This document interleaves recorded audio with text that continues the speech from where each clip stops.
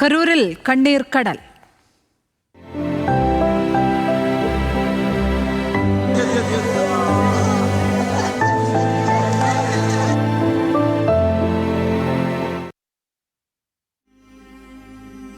കരൂർ ദുരന്തത്തിൽ മദ്രാസ് ഹൈക്കോടതിയെ സമീപിക്കാൻ ഒരുങ്ങി ടി.വി.കെ. ദുരന്തത്തിൽ അന്വേഷണം ആവശ്യപ്പെട്ടാണ് ടി.വി.കെയുടെ നീക്കം. അതേസമയം ആൾക്കൂട്ട ദുരന്തത്തിൽ വിമർശനം കടുത്തതോടെ സഹായധനം പ്രഖ്യാപിച്ച് നടൻ വിജയ്.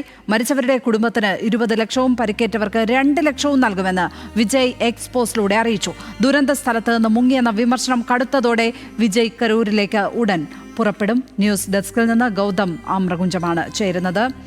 ഗൗതം, ഏതായാലും വിജയ് ആ ദുരന്ത സ്ഥലത്തേക്ക് തിരിച്ചു പോകും എന്നുള്ളതാണ് നമുക്കിപ്പോൾ കിട്ടുന്ന സൂചന. ഇന്നലെ ആ ദുരന്തത്തിൻ്റെ ആഘാതം അദ്ദേഹത്തെ സ്വന്തം വീട്ടിൻ്റെ സുരക്ഷിതത്വത്തിലേക്ക് മടങ്ങാനാണ് പ്രേരിപ്പിച്ചതെങ്കിൽ ഇന്ന് വിമർശനങ്ങൾ കടുത്തതോടെയാണോ ഇത്തരത്തിൽ ദുരന്ത ഭൂമിയിലേക്ക് തിരിച്ചെത്തുന്നത്? അതെപ്പോഴായിരിക്കും അദ്ദേഹം എത്തുക? ടി.വി.കെ ഇപ്പോൾ കോടതിയെ സമീപിച്ചിരിക്കുന്നു അന്വേഷണത്തിന് എന്നുള്ളതാണ് മറ്റൊരു വിവരം. അതുമായി ബന്ധപ്പെട്ടൊക്കെ കിട്ടുന്ന വിവരങ്ങൾ, റിപ്പോർട്ടുകൾ എന്തൊക്കെയാണ് ഗൗതം?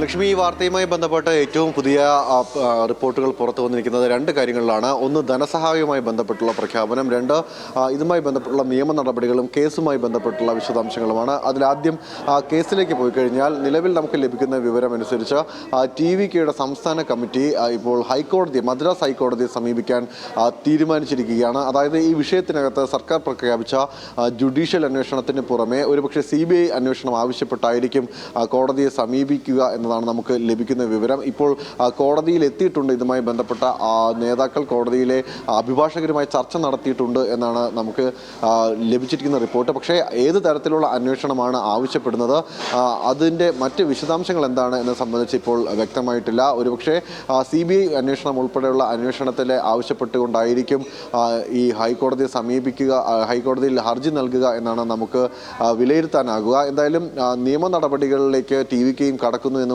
നിർണായക വാർത്ത തന്നെയാണ് ഈ മണിക്കൂറിലെ പ്രധാനപ്പെട്ട ഒരു സംഭവം.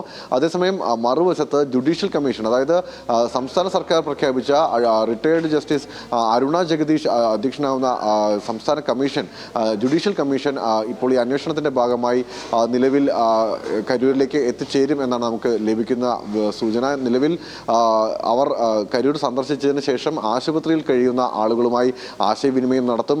അവിടെ പരിക്കേറ്റ് ചികിത്സയിലുള്ളവരുമായി സംഭവത്തിൻ്റെ വിശദാംശങ്ങളെക്കുറിച്ച് വിവരങ്ങൾ തേടും. തുടർന്ന് ടി.വി.കെയുമായും ബന്ധപ്പെടുമെന്നാണ് നേരത്തെ ഉദയനിധി സ്റ്റാലിൻ മാധ്യമങ്ങളോട് പ്രതികരിക്കുമ്പോൾ വ്യക്തമാക്കിയത്.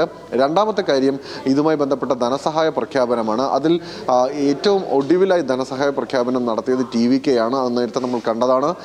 ഈ ദുരന്തമുണ്ടായിട്ടുള്ള രണ്ടാമത്തെ പ്രതികരണം എന്ന നിലയിൽ മണിക്കൂറുകൾക്ക് ശേഷം ഇതിൽ പ്രതികരണം നടത്തുകയായിരുന്നു ടി.വി.കെ അധ്യക്ഷൻ കൂടിയായിട്ടുള്ള വിജയ്. ആ പ്രതികരണത്തിലാണ് ഇപ്പോൾ വ്യക്തമാക്കിയിരിക്കുന്നത് അപകടത്തിൽ പരിക്കേറ്റവർക്കും അതോടൊപ്പം തന്നെ മരണമടഞ്ഞവർക്കും അവരുടെ കുടുംബാംഗങ്ങൾക്ക് ഉള്ള ധനസഹായമാണ് പ്രഖ്യാപിച്ചിരിക്കുന്നത്. അതിൽ 20 ലക്ഷം രൂപ മരണപ്പെട്ടവരുടെ കുടുംബത്തിനും അതോടൊപ്പം തന്നെ പരിക്കേറ്റ ചികിത്സയിലുള്ളവർക്ക് 2 ലക്ഷം രൂപയും നൽകുമെന്ന് വിജയ് പ്രഖ്യാപിക്കുന്നു. പിന്നാലെ ഇപ്പോൾ വരുന്ന റിപ്പോർട്ട് അനുസരിച്ച് പ്രധാനമന്ത്രി നരേന്ദ്രമോദിയും ധനസഹായ പ്രഖ്യാപനം നടത്തിയിട്ടുണ്ട്.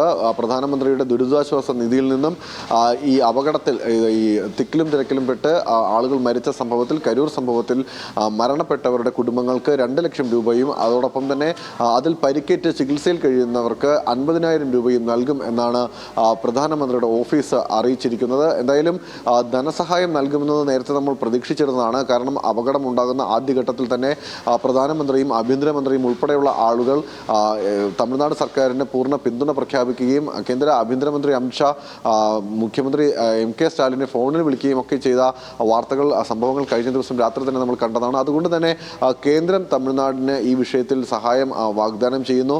2 ലക്ഷം രൂപ മരണപ്പെട്ടവരുടെ കുടുംബങ്ങൾക്കും അതോടൊപ്പം തന്നെ 50,000 രൂപ അവിടെ പരിക്കേറ്റ് ചികിത്സയിൽ കഴിയുന്നവർക്കും നൽകുമെന്ന് പ്രധാനമന്ത്രിയുടെ ഓഫീസും വ്യക്തമാക്കുന്നുണ്ട്. മറ്റൊന്ന്, വിജയ് കരൂരിലേക്ക് എത്തുന്നതുമായി ബന്ധപ്പെട്ട് ബന്ധപ്പെട്ടുള്ള വിശദാംശങ്ങളാണ്. ഇന്ന് കരൂരിലേക്ക് എത്താനുള്ള സാധ്യത കാണുന്നുണ്ട് എന്നാണ് നമുക്ക് ഇപ്പോൾ വിലയിരുത്താനാകുക. കാരണം ഇനിയും വൈകുന്നത് TVKയ്ക്ക് രാഷ്ട്രീയപരമായും വിജയ്ക്ക് വ്യക്തിപരമായും വലിയ ചിത്തപ്പേര് കേൾപ്പിക്കും എന്നുള്ള വിലയിരുത്തൽ തന്നെയാണ് TVKയ്ക്ക് ഉള്ളത്.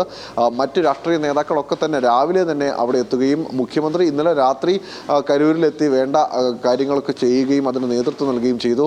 വിജയ് ഈ പരിപാടിയിൽ പരിഹസിച്ച DMKയുടെ നേതാവും കരൂരിൽ നിന്നുള്ള MLAയുമായ സെന്തിൽ ബാലാജി കഴിഞ്ഞ ദിവസം രാത്രി മുഴുവൻ അവിടെ തുടർന്ന് രക്ഷാപ്രവർത്തനത്തിന് ഏകോപനം നടത്തുകയും ചെയ്തിരുന്നു. ഒപ്പം തന്നെ സമീപത്തുള്ള നാമക്കലിലെ പ്രതിനിധിയായിട്ടുള്ള അൻബിൽ മഹേഷ് ഉണ്ട്. അദ്ദേഹം മന്ത്രി കൂടിയാണ്. അൻബിൽ മഹേഷ് ഉൾപ്പെടെയുള്ള ആളുകൾ സ്ഥലത്ത് ക്യാമ്പ് ചെയ്താണ് DMKയുടെ നേതാക്കളെയും പ്രവർത്തകരെയും ഏകോപിപ്പിച്ചുകൊണ്ട് രക്ഷാപ്രവർത്തനവും തുടർന്നുള്ള കൺട്രോൾ റൂം പ്രവർത്തനമൊക്കെ നിയന്ത്രിച്ചിരുന്നത്. അതുകൊണ്ട് തന്നെ ഈ അപകടത്തിന്റെ മുഖത്ത് നിന്നും വിജയ് മാറി നിന്നതിനെതിരെ കടുത്ത വിമർശനവും പ്രതിഷേധവുമാണ് അണികൾക്കിടയിലും അതോടൊപ്പം തന്നെ ആരാധകർക്കിടയിലും ഉണ്ടായത്. രാഷ്ട്രീയ പാർട്ടി നേതാക്കളും ഒന്നടങ്കം വിജയുടെ നിലപാടിനെ വിമർശിക്കുകയും ചെയ്തു. രാഷ്ട്രീയ അപക്വമായ നിലപാടാണ് വിജയ് സ്വീകരിച്ചത് എന്നുള്ള കടുത്ത വിമർശനം ഉയർന്ന ഘട്ടത്തിലാണ് ഇപ്പോൾ കരൂരിൽ സന്ദർശിക്കുമെന്നുള്ള തീരുമാനത്തിലേക്ക് എത്തിയിരിക്കുന്നത്. പക്ഷേ എപ്പോഴവിടെ എത്തിച്ചേരുമെന്നതിൽ ഇപ്പോഴും നമുക്ക് വ്യക്തത വന്നിട്ടില്ല.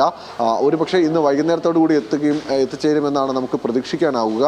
ട്രിച്ചിയിൽ എത്തിയതിനു ശേഷം അവിടെ നിന്നായിരിക്കും കരൂരിലേക്ക് എത്തുക. എന്തായാലും വിഷയം രാഷ്ട്രീയമായ തർക്കത്തിലേക്ക് അടുത്ത ഘട്ടത്തിലേക്ക് എത്തിക്കഴിഞ്ഞിരിക്കുന്നു. നിലവിൽ ചികിത്സയിലുള്ളവരുടെ ആരോഗ്യനില തൃപ്തികരമാണ്. ഒരാളുടെ നിലയാണ് ഗുരുതരമായി തുടർന്നിരുന്നത്.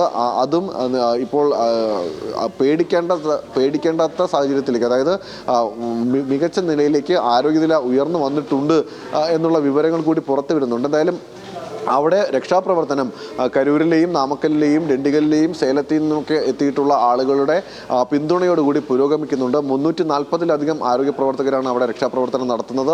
95 പേരെയാണ് ആശുപത്രിയിൽ അഡ്മിറ്റ് ചെയ്തിരുന്നത്. അതിൽ ദൗർഭാഗ്യകരമായി 39 പേരുടെ ജീവൻ നഷ്ടപ്പെട്ടു. ഒരാൾ ഗുരുതരമായി തുടരുന്നു. ബാക്കിയുള്ളവരുടെ ആരോഗ്യനില തൃപ്തികരമാണ്.